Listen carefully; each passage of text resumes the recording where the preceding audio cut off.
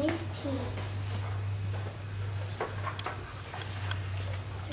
we're so thankful that each of you are here, and we're so thankful that Byron didn't have to work all day so far in being able to be here, and we're grateful for that.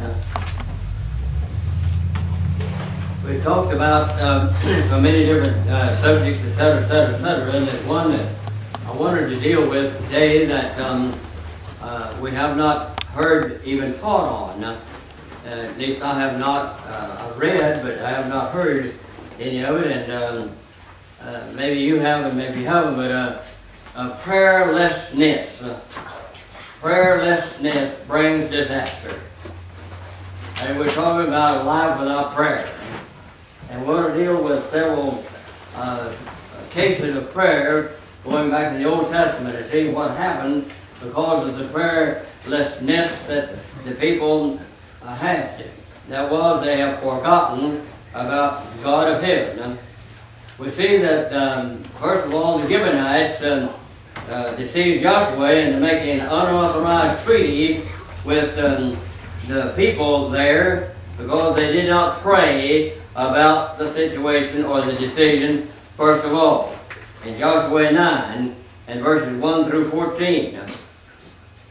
And it came to pass that when the kings which were on this side of Jordan, in the hills, and in the valleys, and in all the coasts of the great sea, which was the Mediterranean Sea, over against Lebanon, the Hittites, and the Amorites, and the Canaanites, and the Perizzites, and Hivites, and the Jebusites heard thereof, that they all gathered themselves together to fight with Joshua and with Israel with one accord.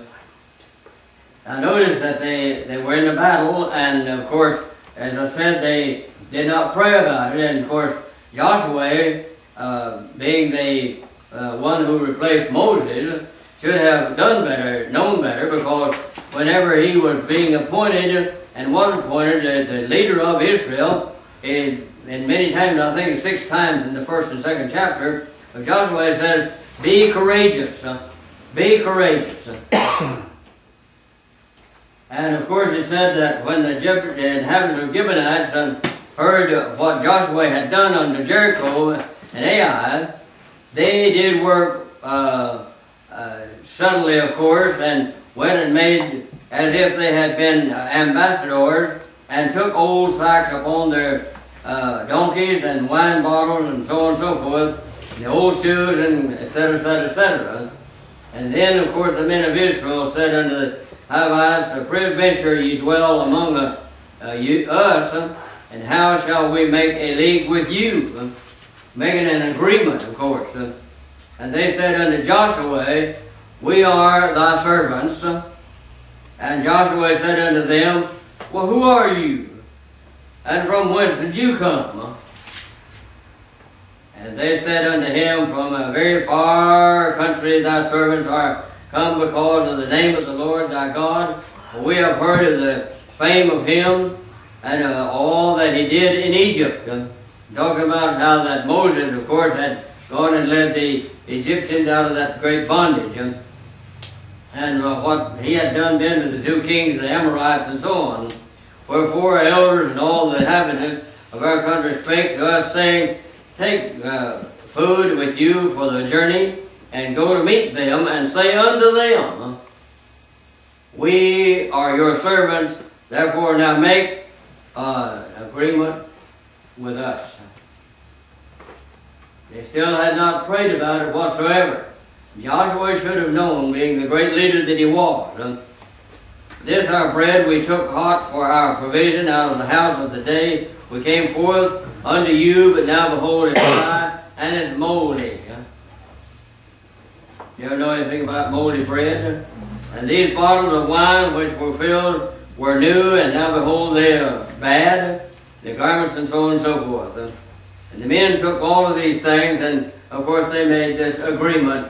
And what happened then, of course, Joshua and the Israelites were defeated because they left God out of the picture. How many times have we come to making decisions and we haven't gone to God first of all to do that. It makes me think of what James said, talking about the people, well, we're going to go to the city, you know, and we're going to buy and sell and get gain. Now, James said, well, now wait a minute. You ought to say, if the Lord wills, we will do this. We need to consider about these things and pray about them. Instead of praying, Israel asked for a king, and Samuel warned them, of course, about their downfall that was going to come their way if they didn't go to God in prayer, and they didn't.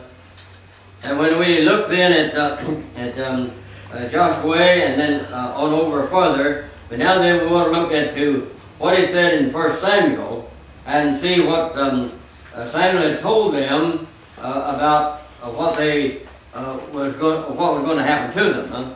And in 1 Samuel chapter 12 and verses 6 through 23, I'll try not to take all the time to read all of this, but the major portion of it you can read and study to see what was going to happen and what did happen. In 1 Samuel chapter 12, begin actually reading with verse 6, and some of the verses we'll skip some. But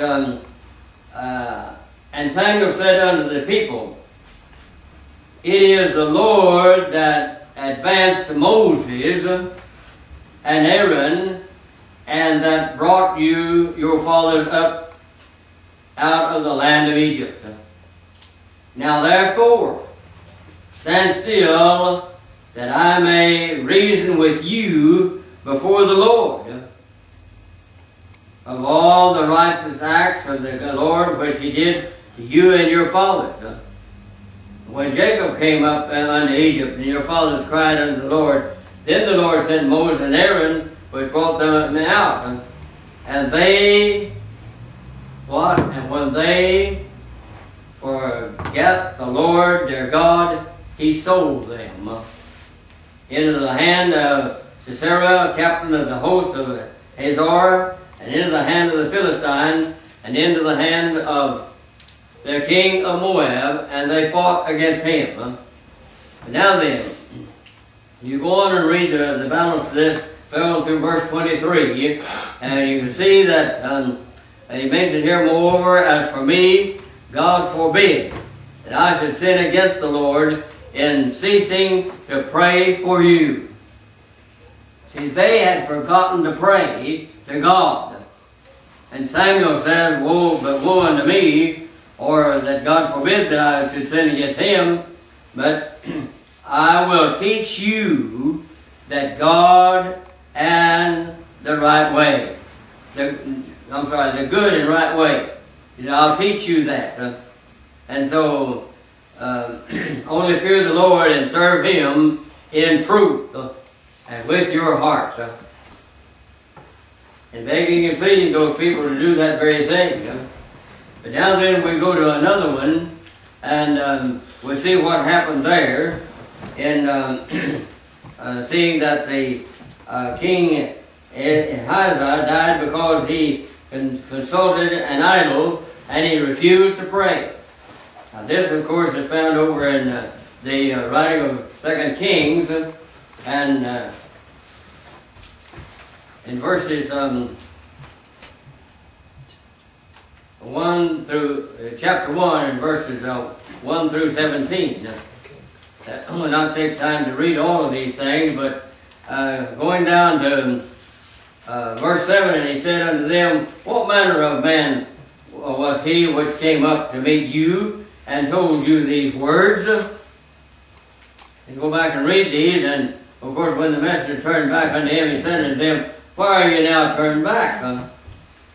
And they answered him, well, he was a hairy man, and girt with a girdle and leather about his loin. And he said, it is Elijah, the Tishbite. And the king sent unto him a captain of 50 with 50, and he went to him, and behold, he sat on the top of the hill, and he spake unto them, thou man of God, the king hath said, come down.